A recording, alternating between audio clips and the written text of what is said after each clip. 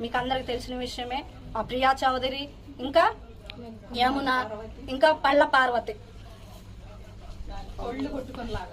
ఇంకా ఎంతో మంది ట్రోల్ చేస్తా ఉన్నారు.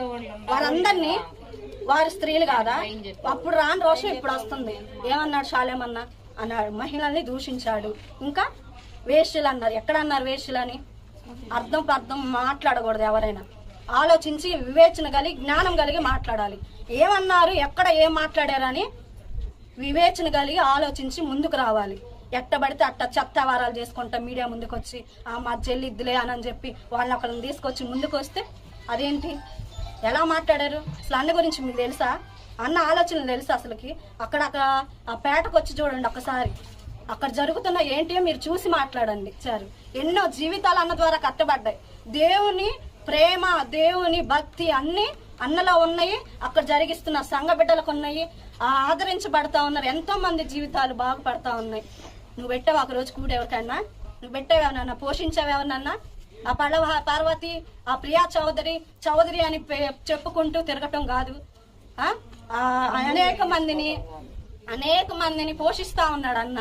వృద్ధాశ్రమాన్ని కట్టించి వృద్ధుల్ని చేరదీసి వాళ్ళకి భోజనం పెట్టించి నువ్వు చూసేవావన్నా? ఎవరికన్నా వృద్ధాప్యంలో ఉన్న వారికి భోజనం పెట్టావా? ఎందుకు అలాంటి ప్రచారాలు? ఎందుకు మీడియా ముందుకు వచ్చి తెగ మాట్లాడుతున్నారు?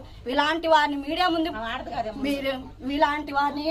ముందు మాట్లాడుతూ ఉన్నారు. కానీ ఆనాడు ఏమైందో మరి. ఆనాడు నగ్నంగా ఊరేగించిన స్త్రీని ఇలా చేశారు అలా చేశారు అని వాళ్ళు ముందుకు రావచ్చుగా. అది కూడా స్త్రీనేగా, మేము కూడా స్త్రీలమేగా. ఆ కరుణాకరు, ఇంకా లలిత్ కుమారు, ఇంకా రాధా మనోహర్ దాస్, ఇంకా రకరకాల మంది చాలా మంది వ్యక్తులు ఉన్నప్పటికీ స్త్రీలని మా భారతదేశ స్త్రీలు మాకు ఎంతో గౌరవం అని ఎన్నో ప్రతిజ్ఞలు చేశారు. వాళ్ళు మరియమ్మ తల్లిని దూషించారు. అలాగే పాస్టర్స్ భార్యని, క్రైస్తవుల భార్యని మాకు అప్పచెప్పమన్నారు. పాస్టర్స్ భార్యని అప్పచెప్పమన్నారు. కనీసం అనంతపురం పాస్టర్స్ భార్య అంట. రేపు మొన్న మాట అన్నారు. ఈనాడు క్రైస్తవులో ఉన్న సంఘాలు వాళ్ళందరినీ అప్పచెప్పమన్నారు అంటారు. దానికి ఏంటి? వాళ్ళు మంచి వాళ్ళు ఎందుకని ట్రోల్ చేయరు? వాళ్ళని ఎందుకు మీడియా ముందుకు తీసుకురారు? వాళ్ళని ఎందుకు చెప్పులతో కొట్టరు? బజార్లు తిప్పించి ఎందుకు కొట్టరు? వాళ్ళని కూడా తేవాలి మీడియా ముందుకి. వాళ్ళ గురించి కూడా ప్రచారాలు జరగాలి. వాళ్ళు కూడా చెప్పులతో కొట్టాలి. వాళ్ళు కూడా క్షమాపణ చెప్పాలి. మమ్మల్ని దూషించారు, క్రైస్తవుల మీద దాడులు చేస్తూ ఎంతో మంది మమ్మల్ని దూషిస్తా ఉన్నారు కనుక వాళ్ళు కూడా క్షమాపణ చెప్పాలి. మాకెంతో బాధగా ఉంది.